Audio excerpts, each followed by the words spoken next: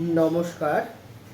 Sony DD Bangla, HD TV এবং vlogging অদৃশ চ্যানেলের সকল দর্শকের জন্য আজকে আমার এই সতর্কবার্তা। আসতে চলেছে আজ রোববার, আজ রাতেই আসতে চলেছে ঘূর্ণিঝড় রিমাল। তো এতে প্রচুর ক্ষয়ক্ষতি হওয়ার শঙ্কা আছে। জেনারেলি বাংলাদেশেই এই ঝড়টি আছড়ে পড়ার কথা যদি গতিমুখ পরিবর্তন না হয়, কিন্তু যদি কোনো কারণে গতিমুখ পরিবর্তন হয় তো এখানেও কিন্তু আমাদের কলকাতাতেও আছড়ে পড়তে পারে। সেই জন্যই সকলকে বিশেষ সতর্কবার্তা আমার তরফ থেকে। এই মধ্যেই পশ্চিমবঙ্গ সরকারের যে আপডেটটা সেটা প্রকাশিত হয়েছে, সেটা আপনাদের স্ক্রিনে দেখাবো। সকলে আজকে মধ্যরাত্রে এই ঝড়টি আছড়ে পড়তে পারে।